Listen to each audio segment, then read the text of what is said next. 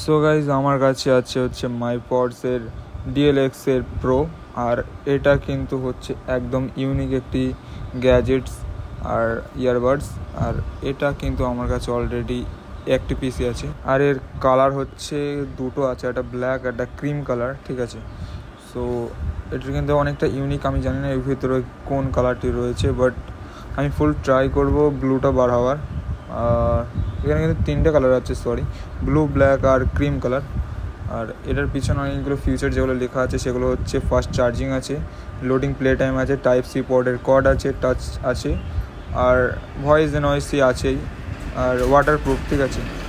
তো এটা অনেকটা ইউনিক একটি জিনিস, আর এটা একদমই একটু আলাদা। মাইপডসের যে প্রো আছে DLX-এর 655, আর এটা কিন্তু প্লেব্যাক কিন্তু 40 আওয়ার প্লে টাইম দেবে, আর এটা 1 অ্যাক্টিভিটি নয়েজ।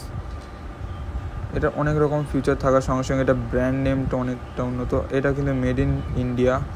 এটা MRP 2039 প্রাইস আছে। অ্যাকচুয়ালি এটা ব্ল্যাক আর ক্রিমই থাকে, আর আদারওয়াইজ কালার যেগুলো থাকে অ্যাকচুয়ালি এটার কিন্তু ভিতরে ব্লু আছে। আর এটা দেখতে পাচ্ছ, এটা অ্যাকচুয়ালি একটু ইউনিক। এটা ফ্রন্টের কিছু পেজ, যেটা ফার্স্টে আমরা বক্সটা ওপেন করার পরে যেটা পাবো, সম্পূর্ণ একটি অসাধারণ একটা জিনিস। আমরা DLX-এর সাথে আমরা যেটা পেয়েছি ইয়ারবাডস আর হেডফোনগুলো অসাধারণ ছিল, আর একদমই এর সাথে কিন্তু একটা চার্জার দেবে, ঠিক আছে। ছোট্ট চার্জারের যে প্রাইস আছে একসাথে টোটালি যেটা বাজারে যেটা পড়ে সেটা প্রাইস হচ্ছে মিনিমাম অফলাইনে কিনতে গেলে তাও 700 থেকে 800 টাকার ভিতরে পাওয়া যায়, আর অনলাইনে এটার দামটা একটু প্রাইসটা বেশি থাকে। আর এতে অনেক কিছু ফ্যাসিলিটি থাকে, মানে 48 ঘন্টা টানা প্লেব্যাক দেবে, নিঃসন্দেহে 48 ঘন্টা দেবে।